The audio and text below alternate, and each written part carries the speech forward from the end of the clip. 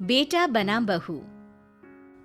राधा, जैसा नाम वैसा व्यवहार, मन से सीधी और बातों से भोली। सौतेली माँ ने बहुत बुरा व्यवहार किया, लेकिन पति। माँ, क्यों तुम राधा को हमेशा बोलती रहती हो?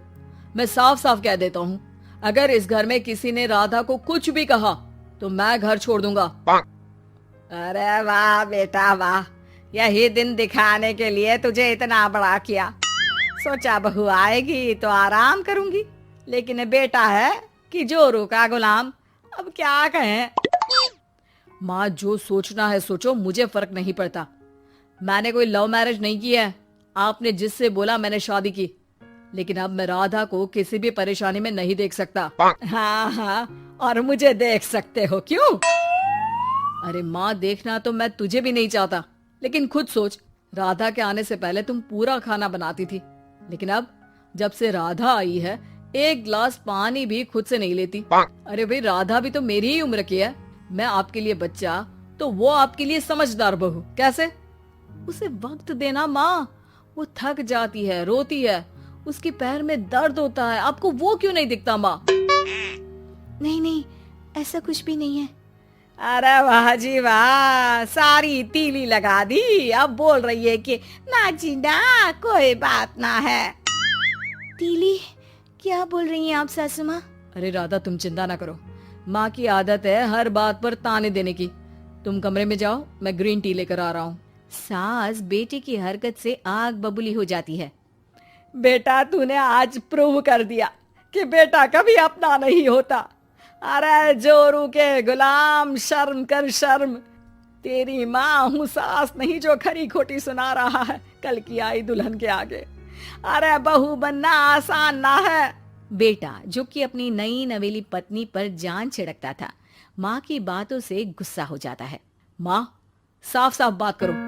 तुम राधा को कभी कुछ नहीं कहोगी, इसके लिए मैं क्या कर सकता हूँ? कुछ नहीं कहूंगी?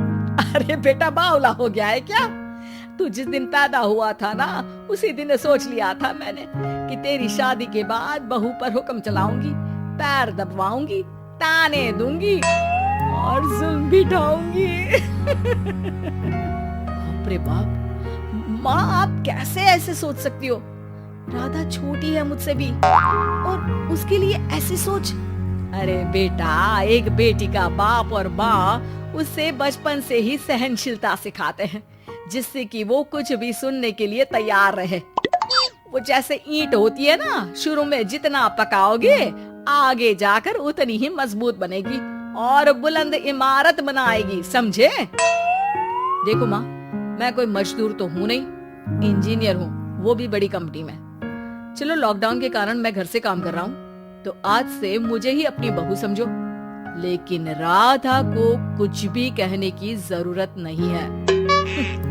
हाँ भाई हाँ, ठीक है भाई। तेरे मजनू बनने से मैं थोड़ी ना सास बनने की अपनी ख्वाहिशों का गला घोंट दूं, हैं? मुझे कोई ना कोई तो चाहिए ना हुक्म चलाने के लिए। अब तुम दोनों मिलकर डिसाइड कर लो, बस। फिर क्या था, राधा का पति बन जाता है घर की सुबह सुबह। अरे कहाँ मर गया? अरे नाना, मेरा बेटा, क्यों मैं सुबह सुबह ऐसे शब्द निकाल रही हूँ? गुनाह हो जाएगा। अरे कहाँ रह गया ससुर का नाती? जरा चाय तो पिला। ये भी कोई बात होती है? सूरज सर चढ़ गया, लेकिन महाराज जी सो रहे हैं। बेटा पलंग से उठता है। मैं जल्दी से जाकर चाय दे आती हूँ माँ जी को। अरे नहीं नहीं, तुम जाओगी तो 4 बात और सुनाएंगी। मैं जा रहा हूँ। बेटा माँ को चाय लाकर देता है कि माँ।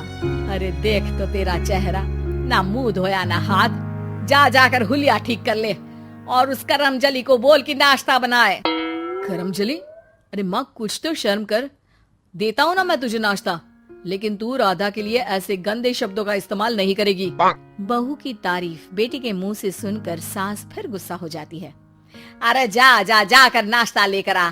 और हाँ, 15 मिनट में मैं नहा कर निकल रही हूँ। नाश्ता ना आया तो खाल उधेड़ दूंगी। फिर मन ही मन सोचती है, नहीं नहीं, ये तो मेरा ही बेटा है। खाल उखड़े उसके दुश्मन की। अब मतलब तेरी राधा की खाल, समझा ना? अरे यार, ये सब क्या है? नेचर की कॉल भी आ रही है और 15 मिनट में नाश्ता। भगवान, कैसी मुश्किल जिंदगी बनाई है आपने औरतों की। बेचारी कैसे जिएंगी। बेचारा बेटा किचन में जाता है जहाँ राधा आलू पूठी बनाकर उसका इंतजार कर रही होती है। आप मेरे लिए इतना कर रहे हैं तो क्या मैं आपके लिए इतना भी नहीं कर सकती? ये लीजिए, नाश्ता बना दिया है, दे आइए माँ जी को। अरे थैंक्स राधा, माँ नहाने गई है, मैं बस अभी आया। ये नाश्ता यहीं रख दो, मैं आकर दे दूंगा माँ को। थोड़ी देर में माँ की आवाज आती है। अरे कहाँ रह गए? 15 मिनट हो गई, नाश्ता कहाँ है? बेटा हाथ में वही आलू पूठी वाली थाली लेकर खड़ा हो जाता है माँ के सामने। ये रहा नाश्ता, लो खाओ। माँ थोड़ा सा खाना खाती है और फिर छी छी, ठंडा खाना, यही सिखाया है तेरी माँ ने? फिर थोड़ा सोचकर रुक जाती है। इसकी माँ तो मैं ही हूँ, खुद पर ही सवाल कर रही हूँ मैं। अन्ना जी ना, अरे बेटा नाश्ता गर्मा गर्म अच्छा लगता है, खास करके पूड़ियाँ। पूड़ी तो छन से छने और टन से प्लेट में आ जाए।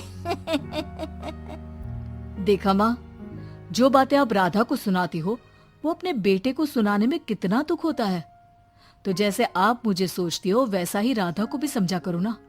अरे जितने लाड प्यार से आपने मुझे बड़ा किया, क्या उसकी माँ ने नहीं किया? हाँ हाँ पता है, उपदेश मत दे। लड़की का काम ही क्या होता है? खाना बनाना। और खाना बनाने में कौन सा बड़ा काम है?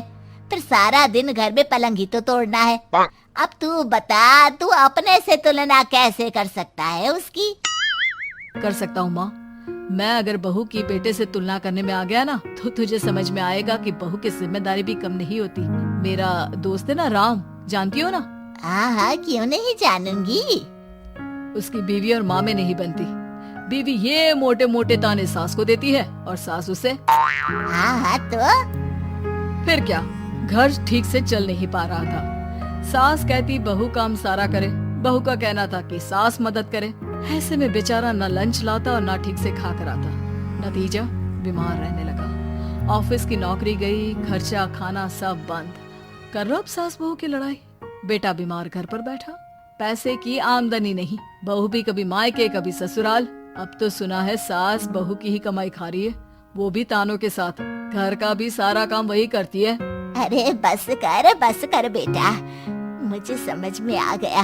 तू तो बेटा ही रहे, बहू को अब बहू नहीं, मैं बेटी बना कर रखूंगी।